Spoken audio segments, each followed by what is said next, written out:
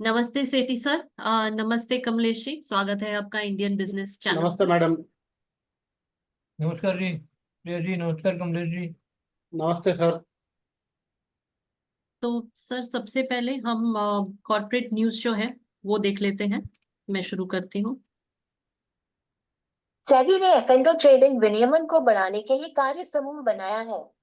निवेशक सुरक्षा और बाजार दक्षता पर ध्यान केंद्रित किया गया है। अन्य उपायों का उद्देश्य डेरिवेटिव में अत्यधिक सट्टेबाजी को रोकना है। ऑल कार्गो गति QIP के जरिए 200 करोड़ रुपए तक जुटाएगी। फ्लो प्राइस 106.07 रुपए प्रति शेयर तय। फाइनेंशियल एक्सप्रेस .com में प्रकाशित एक खबर के अनुसार म्यूचुअल फंड कैलकुलेटर 10,000 रुपए मासिक एसआईपी 27 साल में 8.30 करोड़ रुपए में बदल जाता है। अक्टूबर 1996 में शुरू किया गया एसआईपी निवेश HDFC टॉप 100 फंड में मासिक आधार पर 10,000 रुपए 31 मई 2024 तक 8.30 करोड़ रुपए हो गया होगा। HDFC टॉप 100 फंड ने पिछले 27 वर्षों में 19% CAGR रिटर्न दिया है। ICICI बैंक $100 अरब के बाजार पूंजीकरण तक पहुंचने वाली छठी कंपनी बनी। टाटा मोटर्स ने वाणिज्यिक वाहन वित्त के लिए बजाज फाइनेंस के साथ साझेदारी की। वित्त मंत्री ने राज्यों को केंद्र के सहयोग पर जोर दिया। राज्यों से सुधारों के लिए 50 साल के ब्याज मुक्त ऋण का उपयोग करने का आग्रह किया।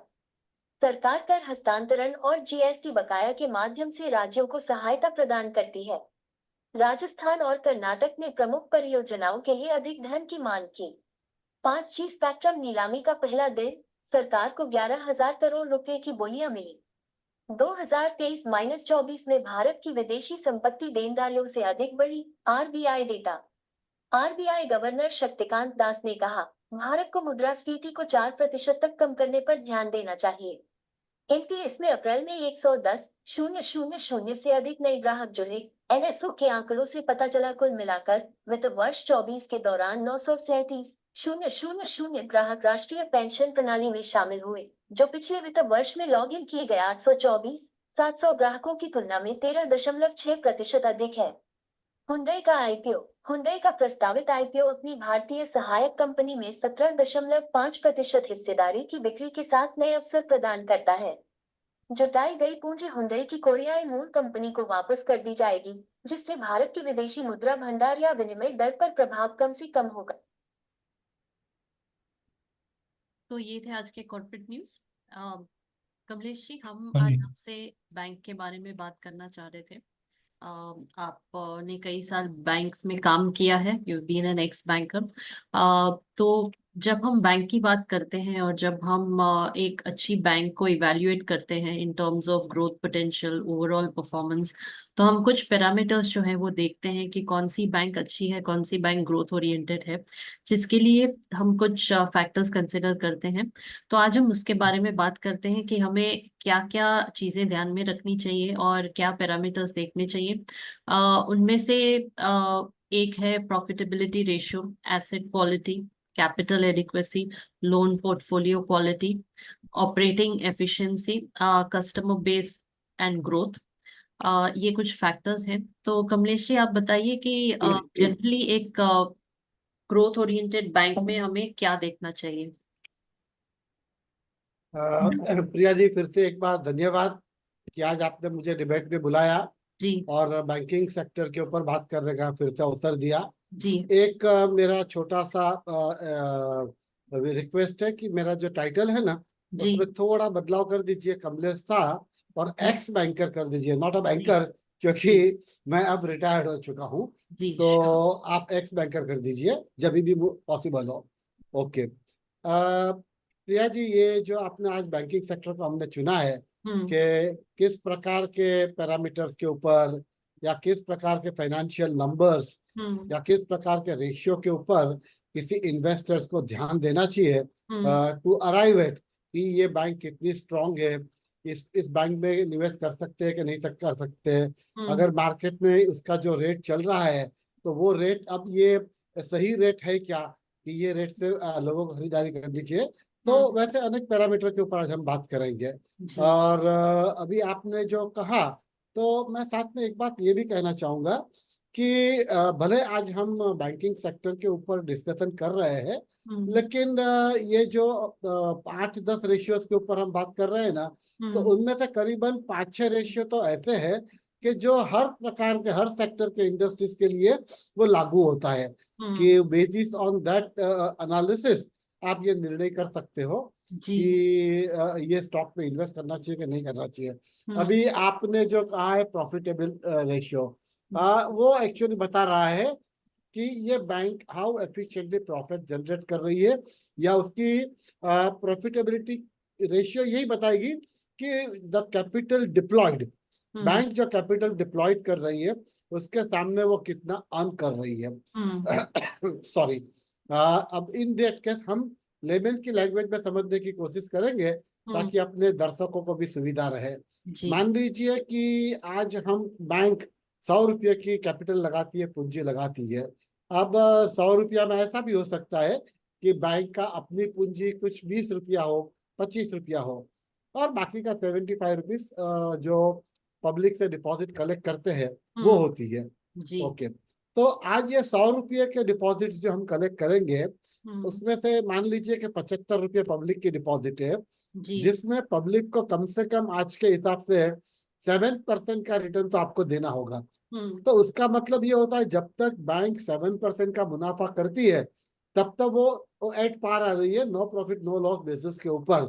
और 7% के ऊपर जब उसकी प्रॉफिट जाती है तो बैंक अपना ये कह सकते हैं कि आज वो अच्छा परफॉर्म कर रही है। तो प्रॉफिटेबिलिटी रेशियो बहुत इंपॉर्टेंट है, क्योंकि अगर बैंक जितना इंटरेस्ट पे कर रही है सामने उतना इंटरेस्ट इनकम, क्योंकि क्या है बैंकों के लिए आज अनेक प्रोडक्ट वो लोग बैंक मार्केट में लेके आई है, लेकिन फिर भी मैं कहूंगा कि द मोस्ट इम्पोर्टेंट और one of the core product जो बैंकों के लिए है ना, हम्म वो तो interest on by the banks है।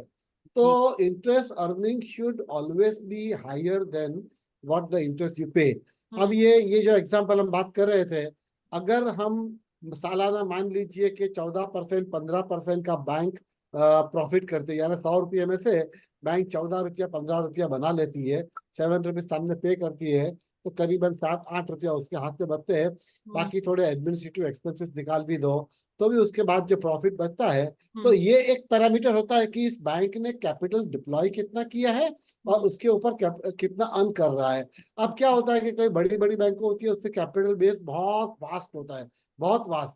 तो जैसे जैसे कैपिटल का बेस बड़ा होते जाता है ना, वैसे वैसे क्या होगा कि अगर आपके प्रॉफिटेबिलिटी के परसेंटेज कम होते जाएंगे ना, तो हम्म भी in terms of actual number वो यूज होते हैं।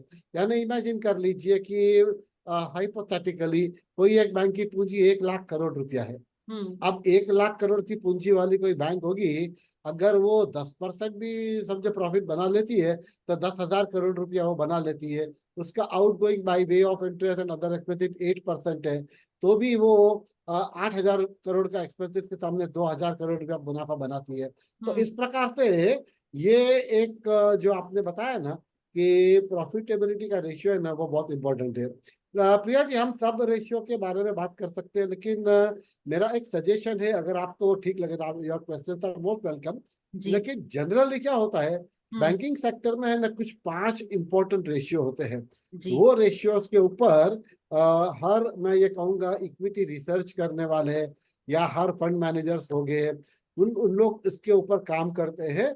एंड दैट पर्टिकुलर रेशियो जो होते हैं ना, उसके numbers that help them to take a call on whether ये सिक्योरिटी, ये स्टॉक बाई करना है कि नहीं करना है।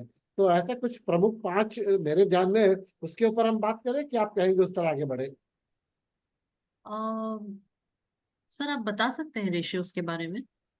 जी, देखिए प्रिया जी, जो मैंने 5 रेशियोज आपको बताए ना, हम्म उसमें सबसे पहले इंपॉर्टेंट जिसे हम पी रेशियो कहते हैं, हम्म प्राइस अर्निंग रेशियो।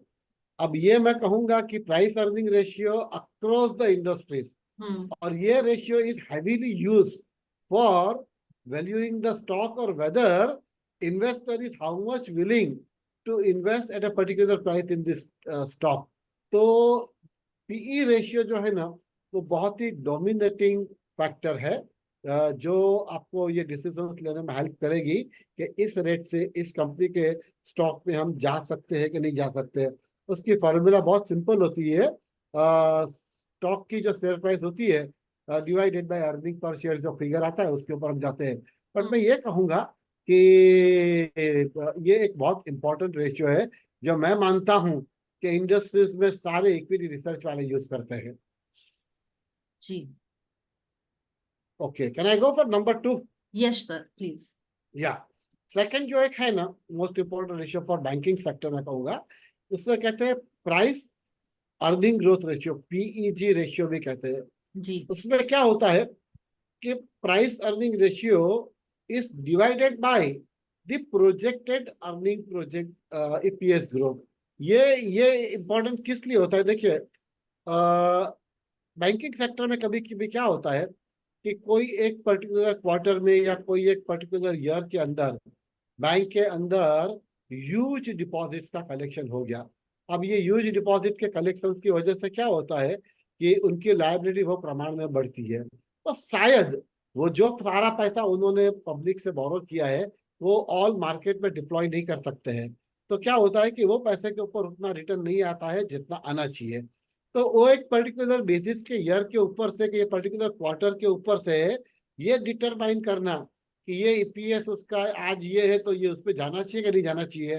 तो इसके लिए कुछ फंड मैनेजर्स इक्विटी रिसर्च वाले क्या करते हैं कि उसके पोटेंशियल ग्रोथ का भी रेशियो निकालते हैं कि आने वाले 1 साल के अंदर, 2 साल के अंदर के 3 साल के अंदर इसका अर्निंग ग्रोथ कितना रहेगा। और प्रोजेक्टेड अर्निंग का नंबर्स जो होती है वो आपने देखा होगा most of the financial project में वो नंबर देते हैं about their expectations of making profit after 6 month, 1 year, 2 year, 36 month, उस तरह से। तो ये एक रेशियो है ना, वो भी फाइनेंशियल सेक्टर में, बैंकिंग सेक्टर में काफी महत्व का है, ऐसा मैं कह सकता हूँ।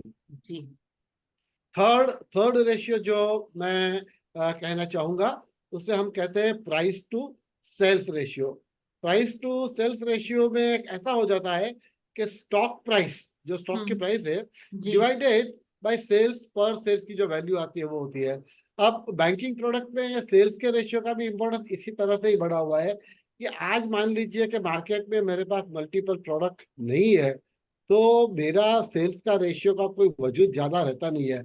यानी बैंक्स क्या करती है, अपार्ट अगर वो फिक्स डिपॉजिट्स का भी प्रोडक्ट लेके आती है ना तो उसमें वैरायटी ऑफ स्कीम लेके आती है, नंबर ऑफ डेज के हिसाब से लेके आती है, number of for senior citizen के लिए लेके आती है। कुछ कुछ प्रोडक्ट क्रेडिट कार्ड के जो प्रोडक्ट है तो क्रेडिट कार्ड के प्रोडक्ट के अंदर वो फीस बेस्ड प्रोडक्ट है तो उसमें क्या क्या कस्टमर्स को हम बेनिफिट्स दे सकते हैं। तो वैसे बहुत सारे प्रोडक्ट्स है जो बैंक किस तरह से सेल करते हैं। आप लोन्स पोर्टफोलियो ले लीजिए, रिटेल लोन के अंदर पर्सनल लोन ले लीजिए, हाउसिंग लोन ले लीजिए, व्हीकल लोन ले लीजिए। तो ऐसे अनेक प्रकार के जो प्रोडक्ट है ना उसके सेल्स के जो एक प्रोजेक्टेड नंबर्स होता है ना, that is also a very key ratio for the I would say banking sector. जी। नंबर 4 है मेरे हिसाब से वो प्राइस टू बुक, और या तो प्राइस टू पीबी कहते हैं, PB ratio. Price to book क्या, एक हर कंपनी का जैसे हम जानते हैं कि अपनी एक बुक वैल्यू होती है, बराबर है। तो वो क्या इंडिकेट करती है कि shares are trading in line with the books value of the company. अब बुक वैल्यू से नीचे कर रही है तो मैं तो ये कहूंगा कि स्टॉक डिस्काउंट में मिल रहा है, बुक वैल्यू के ऊपर ट्रेड करे तो स्टॉक प्रीमियम में मिल रहा है। अब उस प्रकार के रेशियो को आपको कोरिलेट करना होगा बाकी रेशियो से, and then you can arrive at कि ये पर्टिकुलर प्राइस है, it's a good price to enter into stock, ऐसा एक ये पैरामीटर है। और last but not the list जैसे हम कहते हैं डेट टू इक्विटी रेशियो। अब डेट टू इक्विटी रेशियो का भी सिंपल है कि जो एक कैश रिच कंपनीज होती है, फाइनेंशियली स्ट्रॉन्ग कंपनी होती है, तो उसमें क्या होता है कि उसका डेट का रेशियो कम होता है, इस लेस देन द 1 होता है। यानी अगर इक्विटी 1 है तो डेट 0.7, 0.8 उस प्रकार के होता है। और अगर डेट का रेशियो हायर है, मान लीजिए 1:2 है कि इक्विटी का रेशियो 1 और सामने डेट 2 है। अब ये एक संभावना ऐसी होती है कि जिसमें कंपनी और द इंस्टीट्यूट या अगर हम बैंक की बात करें तो bank is expose to a more risk, financial risk, क्योंकि उसका debt is double then the what is equity. Okay, इसको थोड़ा केयरफुली इवेल्युएट इसके लिए करना पड़ता है कि अगर डेट भी करते हैं तो ये डेट कहाँ बैंक डिप्लॉय कर रही है वो इंपॉर्टेंट फैक्टर्स है। जी। अब मैं उसको भी अगर मान लेता हूँ, चलो कि हम एक लेमन की लैंग्वेज में बात करेंगे कि मेरी 100 रुपये की इक्विटी है हम्म। और मैंने मेरा डेट मार्केट से 200 रुपया कर दिया है। तो अब 100 रुपया जो मैंने एडिशनल डेट किया है वो पैसे मैं कहाँ लगा रहा हूँ? अगर उसको मैं मेरे ब्रांच एक्सपांशन में कर रहा हूँ, उसको अगर मेरा नेटवर्क एक्सपांशन में कर रहा हूँ, मैं सिस्टम डेवलपमेंट में इन्वेस्ट कर रहा हूँ, मैं इनोवेटिव प्रोडक्ट्स के लिए डेवलपमेंट कर रहा हूँ, मैं कोई इंटरनेशनल मार्केट में जाकर नया प्रोडक्ट लॉन्च कर रहा हूँ, तो दिस पर्टिकुलर बोरोइंग, जो डेट है, is for the creative constructive business development purpose है ना, तो उसको इन टर्म्स ऑफ नेगेटिव देखा नहीं जाता। लेकिन जैसा मैंने कहा, ये this is a very thin line. ये हर इक्विटी रिसर्च करने वाले को और इन्वेस्टर्स को ध्यान में रखना चाहिए कि डेट है, but debt is for what. कुछ कंपनी आपने देखा होगा कि उनका डेट जो होता है ना, वो इसके लिए होता है कि वो कुछ इंटरेस्ट को पे नहीं कर सकते, तो इंटरेस्ट पे करने के लिए वो बोरो करते हैं। और पहले एक एक समय था कि गवर्नमेंट के पीएसयू में पैसे बोरो करने पड़ते थे टू पे द इंटरेस्ट करके। तो इस प्रकार के मेरे हिसाब से ये एक 5 ऐसे इंपॉर्टेंट, मैं कहूँगा, रेशियोज या आप ये कह सकते हैं पैरामीटर्स है, जिसको हम्म। जनरली फंड मैनेजर और इंस्टीट्यूशनल इन्वेस्टर्स हम्म। इक्विटी रिसर्च वाले ध्यान में रखते हैं। जी। सेठी सर, आपके सवाल। प्रिय प्रिय जी, अब मैं पूछना चाहूंगा कमलेश जी से कि इन 5 रेशो को जो रेशो बनाती है हम्म। वो है कैपिटल, नॉन परफॉर्मिंग एसेट। हम्म। अगर आप परफॉर्म नहीं कर रहे हैं, एसेट्स का सही यूज नहीं कर रहे हैं, तो सारी ये रेशो अफेक्ट हो जाएंगी। तो नॉन परफॉर्म करे ना करे तो उसके लिए क्या सावधानियां बरतनी है और कैसे हमें ढूंढना है कि कितनी नॉन परफॉर्मिंग चल सकती है, एवरेज है, कितने से ज़्यादा में खतरा है, कितने से ज़्यादा में बैंक बंद हो सकता है, और उसको कैसे कंट्रोल में करना चाहिए और कैसे बैंक को चलाना चाहिए। यस, सर सर, बिल्कुल। Very interesting questions and very practical also. क्योंकि क्या होता है, जैसे हम कहते हैं हर बिजनेस अपना एक रिस्क असेसमेंट करती है, रिस्क मिटिगेशंस के एक्शंस इन प्लेस होते हैं उनके। तो वैसे ही बैंकिंग सेक्टर में भी सेम चीज लागू होती है। क्या होता है कि जैसे हमने कहा कि हर फाइनेंशियल इंस्टीट्यूशंस अपनी बैलेंस शीट के ऊपर बहुत बारीकी से नजर तो रखती है। अच्छा, आपने जो प्रश्न रेज किया है ना कि in spite of having lot of vigilance, in spite of collecting various documents, collaterals, securities, company के इन डेप्थ एनालिसिस भी वो लोग कर लेते हैं, जिसको वो लैंडिंग करते हैं। पर ये सारे चीज करने के बाद भी for some known unknown reason, unexpected kind of reason, उसमें मैं मैन मेड भी हो सकते हैं और नेचुरल हो सकते हैं। जैसे नेचुरल कैलेमिटीज के लिए तो कोई कुछ नहीं कर सकता, किसी का कोई जगह में मान लो बाढ़ आ जाती है या कोई अर्थक्वेक आ जाते हैं, किसी के बड़े प्लांट को डैमेज हो जाता है, तो वैसे सिचुएशंस के अंदर उसकी बैलेंस शीट खराब होना या कंपनी लॉस में जाना हम समझ सकते हैं। पहले के जमाने में ज्यादा होता था, आज कम दिखता है, लेकिन किसी कंपनियों में स्ट्राइक हो जाती थी। बड़े बड़े मैन्युफैक्चरिंग सेक्टर्स में हमने देखा है कि एक एक दो दो तीन तीन छह छह महीना स्ट्राइक चलती है तो लॉस होता है। तो वैसे जिस कारण से भी वो एनपीए बनते हैं ना, उस तक बैंक के प्रॉफिटेबिलिटी के ऊपर ये एक बहुत बड़ा इम्पैक्ट करती है। और आपने जो कहा कि किसे हम एक रीजनेबल एनपीए माने, तो मैं ये सेठी जी ये कहूंगा कि आदर्श परिस्थिति वो तो ये होती है कि बैंक में कोई भी किसी भी प्रकार का एनपीए ना हो। लेकिन बिजनेस करते वक्त ऐसा मानना कठिन होता है, मुश्किल होता है कि अगर आप बिजनेस करें तो आपके 100% सारे के सारे आपके पार्टीज होंगे, उसके पेमेंट ठीक मिलेंगे, आपको किसी भी प्रकार का कहीं कोई प्रॉब्लम ही नहीं होगी, कोई रिस्क उठाना नहीं पड़ेगा, ऐसा होता नहीं है। लेकिन आपने देखा होगा बीच में क्या था, एक स्टेज ऐसा आया था कि हमारा पब्लिक सेक्टर बैंक में स्पेसिफिकली एनपीए डबल डिजिट में चला गया था, 10% 12% तक का। Now that is a very alarming and dangerous situation होती है, क्योंकि 10-12% जनरली तो बैंक एक बार मुनाफा बनाती है। अगर 10-12% तक का एनपीए का फिगर चला जाता है ना, तो इट इज, मैं ये कहूंगा, अलार्म है, इट्स अ वार्निंग बेल है कि जिसमें बैंकों को immediately preventive and corrective actions लेने चाहिए। मैं ऐसा मानता हूं कि पिछले कई वर्षों में हमारे गवर्नमेंट ने, रिजर्व बैंक ऑफ इंडिया ने कुछ एक्शन लिए हैं, तो क्योंकि कुछ बैंकों के एनपीए डबल डिजिट में आए थे। और मैं ये कहूंगा कि मेरे अपने पर्सनल असेसमेंट में अगर आप प्राइवेट सेक्टर्स के एनपीए देखेंगे तो जनरली वो 2% से कम या 2.5% से कम।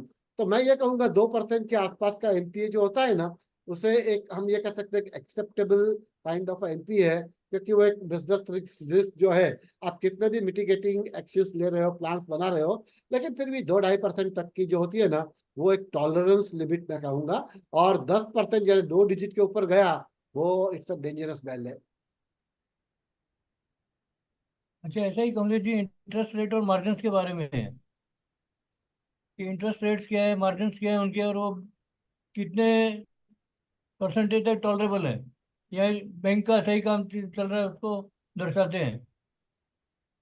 तो उसको देखिए, कैसे चेक करें। और ऑपरेटिंग एफिशिएंसी, बैंकों की ऑपरेटिंग एफिशिएंसी एक वर्ड यूज किया जाता है। ऑपरेटिंग उसमें कॉस्ट टू इनकम रेशो आती है। तो इसको बिल्कुल। आम इन्वेस्टर कैसे एनालाइज करे और कैसे समझे उसको, जी। तो थोड़ा प्रकाश डालिए इस पर। जी सर। देखिए, बैंकिंग सेक्टर के लिए कॉस्ट बहुत इंपॉर्टेंट है, क्योंकि comparing with the other industries जब मैं देखता हूँ ना, तो बैंकिंग के अपने मैं ये कहूँगा कि स्टाफ कॉस्ट ही पहले लेते हैं। तो स्टाफ कॉस्ट रीजनेबली हाई होती है, क्योंकि उसमें अनेक हायरार्की होती है, जूनियर लेवल से मिडिल मैनेजमेंट और टॉप मैनेजमेंट तक के। तो उसकी जो कॉस्ट फैक्टर्स जो है ना, उसमें एक तो स्टाफ रिलेटेड कॉस्ट है, ऑपरेटिंग कॉस्ट में सबसे इंपॉर्टेंट ये आता है। सेकंड ये होता है कि how much they are investing into the technology. अब टेक्नोलॉजी में जब आप इन्वेस्ट करते हो, तो नो डाउट आपकी कॉस्ट हाई होती है, लेकिन at the same time technology में इन्वेस्ट करने के बाद जो आपको रिटर्न्स मिलना चालू होगा, ऑपरेशंस एफिशिएंसीज चालू होगी ना, तो over a period of time organisations जो है ना will start making good profit. अच्छा, जहां तक इंटरेस्ट की बात की ना, देखिए मार्केट में ऐसा होता है कि एक कॉम्पिटिटिव रेट्स जो चलते हैं, कॉम्पिटिटिव रेट्स में मतलब समझ लीजिए कि आज इंडस्ट्रीज में 7%, 7.5%, और सीनियर सिटीजन को तो अब कोई बैंक 8%, 8.25 दे रहे हैं। तो मैं ये कहूंगा कि आप मार्केट में कॉम्पिटिटिव रेट लेके आते हो, तो obviously you will attract the more more deposits. ये एक बात हुई। सेकेंडली, आप अपने जो क्लाइंट को लैंड कर रहे हो, तो उस क्लाइंट को जब लैंड कर रहे हो, तो उसको आप क्या क्या रेट्स के ऊपर लैंड करोगे, उसमें भी कैसे आप अराइव करते हो कि at what rate the lending should go. अब उसमें एक एक इम्पॉर्टेंट फैक्टर ये होता है कि जैसे हम बॉन्ड के लिए एक वर्ड यूज करते हैं, ट्रिपल ए रेटिंग वाले बॉन्ड। तो वैसे एक ट्रिपल ए रेटिंग वाली अच्छी कंपनियां होती है ना, तो ऑब्वियसली वो तो बार्गेनिंग करेगी इंटरेस्ट के ऊपर।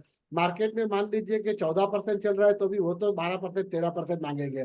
लेकिन मैं ये सोचता हूँ कि अगर if you are investing into a triple A rating kind of a corporates, तो उसमें आपके एनपीएस की संभावना कम हो जाती है, आपके डिफॉल्टर्स कम होते हैं, विलफुल डिफॉल्टर्स कम होते हैं।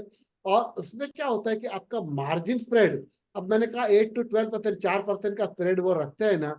लेकिन अगर पोर्टफोलियो साइज मान लीजिए 10,000 करोड़ की बना दिया है, 20,000 करोड़ की बना दिया है, तो you can see how actually they are earning into it.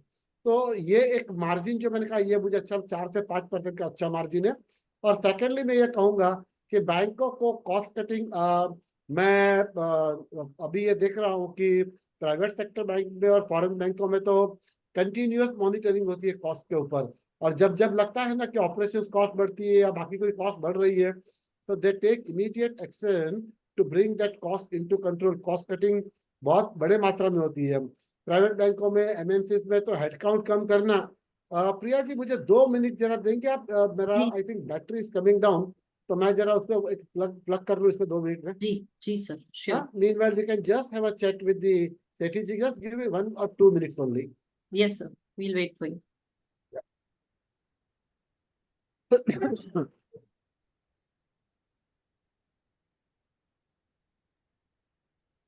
तो सेठी सर, इन्होंने जो रेशियोज के बारे में बताया वो काफी अच्छी जानकारी थी, और बैंक्स के बारे में ओवरऑल आपका क्या कहना है?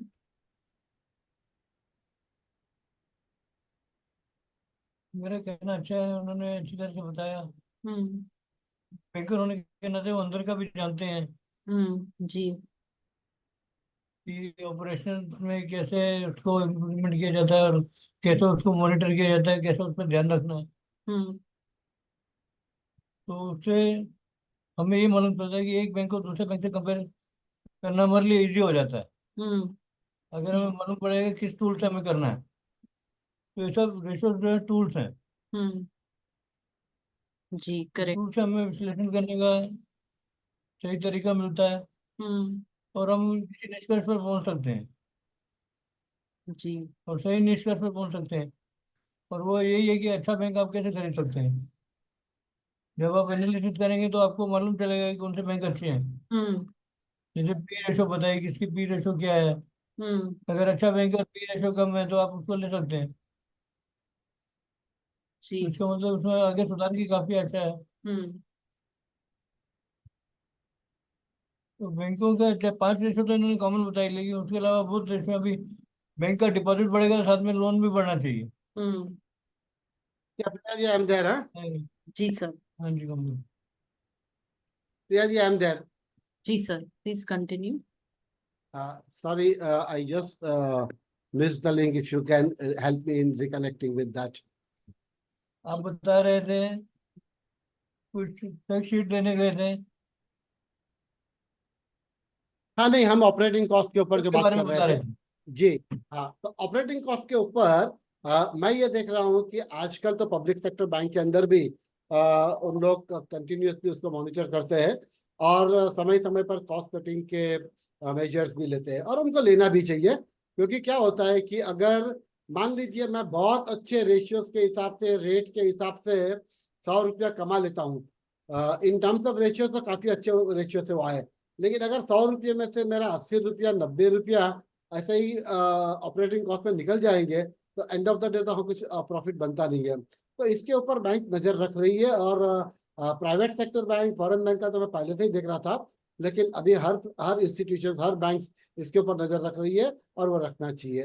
That is the only thing. और जब आप बैलेंस शीट पे देखते हो ना कभी भी, तो बैलेंस शीट में हमेशा ये देखिए एक्सपेंसिव साइड के ऊपर कि बैंक के अपने ऑपरेटिंग कॉस्ट क्या दिखा रहे हैं in terms of their deposits and in terms of their capital, hmm. Total demand and liability के सामने। अभी मेरे दो सवाल हैं छोटे से, जी, कि ग्रोथ रेशो अगर बैंक की बढ़ती है, डिपॉजिट रेशो बढ़ती है, तो साथ में लोन रेशो भी बढ़नी चाहिए, नहीं तो बिल्कुल मिसमैच हो जाएगा। बिल्कुल। तो मिसमैच हो जाएगा, इसको ध्यान रखना बहुत जरूरी है। और दूसरा, कुछ लोग बैंकों की ब्रांडिंग इतनी हो जाती है कि वो कम रेट हम्म। ऑफ इंटरेस्ट देते हैं तो भी लोग उनके पास पैसा देते हैं। यस। यस। तो एक जो क्रेडिबिलिटी वाला इशू है, उसको कैसे मैनिपुलेट किया जाता है, या कैसे उसका फायदा उठा सकता है हजारों लाखों करोड़ों रुपए इकट्ठा करने में और कम रेट में अट्रैक्ट करने में। तो ये दो सवाल है मेरे, उसके बारे में जरा बताइए।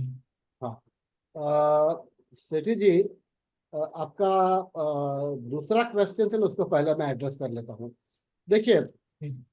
फाइनेंशियल ट्रांजेक्शन्स जो है ना, is 100% depending on the credibility of the person.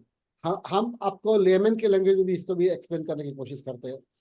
सेठी साहब के साथ मैं समझो काम कर रहा हूँ, सेठी साहब के साथ मैं ट्रेडिंग कर रहा हूँ, उनके साथ व्यापार कर रहा हूँ, और सेठी साहब का पैसा मुझे हर डेट के ऊपर टाइम टू टाइम पैसा मिल जाता है। He is very clean is payment, कभी वो डिफॉल्ट नहीं हुआ है। तो आज क्या होगा कि सेठी साहब को मुझे बोलेंगे यार मैं आपको 12% ही इंटरेस्ट दूंगा, पर प्रिया जी बोलेंगे मैं आपको 15% दे रहे हो, तो भी मैं प्रिया जी के पास नहीं जाऊंगा, क्योंकि आपके 12% में मुझे मेरी सिक्योरिटी दिखती है। फाइनेंशियल सेक्टर बैंकिंग के अंदर द मोस्ट इंपॉर्टेंट क्राइटेरिया किसी भी इन्वेस्टर का होता है, वो उसका सिक्योरिटी ऑफ द फंड होता है। तो जो और क्रेडिबिलिटी कभी भी, सेठी जी आप एक काफी एक्सपीरियंस मार्केट के प्लेयर्स है, तो आप भी मानेंगे क्रेडिबिलिटी कभी एक दिन में खड़ी नहीं होती। It takes a time, it takes sometime decades also. जैसे हम कहते हैं ना कि आज भी देखिए मार्केट में ब्रांड, बड़ी ब्रांड की कंपनियां होती है, तो उन लोग डिपॉजिट, एक जमाने में बैंक के जैसा ही कंपनियां डिपॉजिट लेती थी, तो अच्छी अच्छी कंपनियां, हिंदुस्तान लीवर कही है, कॉलगेट कही है, ये टाटा की कंपनी गई है, तो वहां अगर डिपॉजिट्स के रेट बाकी कंपनी से 1%, 2% कम हो गए ना, तो भी लोग वहां एफडी रखते थे कि भैया वो 11% दे रहा है, दूसरी कंपनी 13%, 14% दे रही है। तो क्रेडिबिलिटी एस्पेक्ट जो है ना, उसके साथ जुड़ा हुआ है the trust of the people, investor. और मैं खुद भी ये कहूंगा कि ये मार्केट के अंदर है ना, rather then to be a greedy, एक एक 2% की लालच ज्यादा हो, उससे अच्छा वेल एस्टेब्लिश्ड रेप्यूटेड ऑर्गेनाइजेशन होती है। क्योंकि आप देखिए पब्लिक सेक्टर बैंक के अंदर लोगों को क्यों एक विश्वास होता है कि भारत सरकार की बैंक है, पैसे कम से कम मेरी डिपॉजिट डूबेगी नहीं।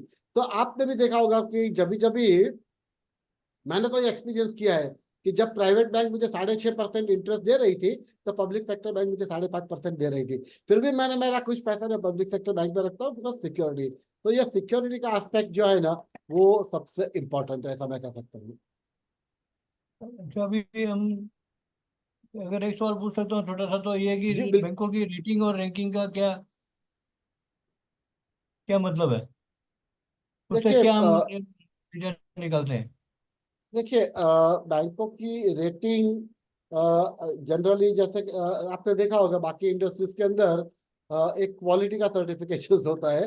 बैंकिंग इंडस्ट्रीज भी क्वालिटी का सर्टिफिकेट लेती है, लेकिन रेटिंग एंड रैंकिंग जो होती है ना will give you a broader picture about the financial health of the bank और ऑर्गेनाइजेशन। तो रेटिंग का अपना एक महत्व है, रैंकिंग का अपना एक महत्व है। और जैसे मैंने कहा ये मार्केट में फाइनेंशियल सेक्टर में स्पेशली बैंकिंग सेक्टर में किसी एक पर्टिकुलर पैरामीटर अच्छा होने से हम इन्वेस्ट नहीं कर सकते, इतना मैं कह सकता हूँ। हर हर डिफरेंट डिफरेंट जो हमने अभी रेशियोज की बात की वैसे अलग अलग एंगल से वो देख उसको एनालाइज करने के बाद उसके ऊपर हम निर्णय कर सकते हैं कि इस भाव में इस रेट में इस बैंक का कितना हम बाई कर सकते हैं। और आपका सॉरी जो दो पैसे पहले पैसे मैंने मिस कर दिया था ग्रोथ के ऊपर। और ये भी आपने बिल्कुल सही कहा कि कभी कभी सिचुएशंस कैसी होती है कि जब मार्केट में सिक्योरिटी मान लीजिए कि अब एक स्कैम का समय था तो उस समय लोग स्टॉक मार्केट से दूर भाग गए थे, तो लोग पैसे कहाँ रखते थे, बैंकों में ही रखते थे। अब बैंकों में ओवरनाइट मान लीजिए 25-50 हजार करोड़ रुपए आ जाए तो ओवरनाइट उसके बरोबर तो बढ़ते नहीं है। उस समय पर बैंक के पास क्या ऑप्शन होता है, बैंक सेफेस्ट वे वो रिजर्व बैंक के पार कर देती है, रिजर्व बैंक को दे देती है इंटरेस्ट के ऊपर। दूसरा ऑप्शन क्या होता है कि रिजर्व बैंक की गवर्नमेंट सिक्योरिटीज होती है उसमें इन्वेस्ट करती है, इन्वेस्ट भी करती है और अपना बैंक का ट्रेजरी अपना पोर्टफोलियो का ट्रेडिंग भी करती है। तो बैंक के लिए ये सिचुएशन बहुत बार आती है कि सरप्लस डिपॉजिट पड़ा हुआ है और सामने क्रेडिट टेक ऑफ नहीं है, ये सिचुएशन होती है तो बैंक की प्रॉफिटेबिलिटी का इसके इम्पैक्ट होता है। तो ये एक जब आप बैलेंस शीट देखते हो ना तो ये देखना चाहिए कि बैंक के लोन्स पोर्टफोलियो का वैल्यू क्या है, एडवांसेस का कितना है और सामने डिपॉजिट कलेक्शन कितना है। अगर आपके डिपॉजिट कलेक्शन 1 लाख करोड़ रुपया है और आपके लोन डिसबर्समेंट 50 हजार करोड़ रुपया ही है तो ये एक चिंता का विषय है, यानी है कि आपके डिपॉजिट पूरे पूरे डिप्लॉय नहीं हो रही है। अगर वो आपके 70-80% तक भी होते हैं ना तो ये बैंक को हम कह सकते हैं कि bank is in a good condition to make the profit out of it. तो ये एक चीज जो है कि ग्रोथ जब होता है तो डिपॉजिट खाली आ जाने से ग्रोथ होगा वो जरूरी नहीं है। उस डिपॉजिट को वायबली कमर्शियली डिप्लॉय करके उससे बैंक पैसा बनाए तब उसका मीनिंग होता है। सिर्फ लोन का पोर्टफोलियो बड़ा हो जाने से या सिर्फ डिपॉजिट का पोर्टफोलियो बड़ा हो जाने से वो ग्रो नहीं होती है, वो दोनों को बैलेंस करके देखना होता है सर। जी हाँ जी। जी सर हमारे पास ज्यादा समय नहीं है तो Kamlesh ji thank you so much for joining us. आपने बैंक के बारे में बहुत अच्छी जानकारी दी हमारे दर्शकों को, तो थैंक यू सो मच। नमस्ते। नमस्ते सेठी सर, जुड़ने के लिए थैंक यू। फिर से हाजिर होंगे एक नए प्रोग्राम नमस्कार के जी। साथ। Thank you so much. Kamlesh ji, Priya ji, नमस्कार।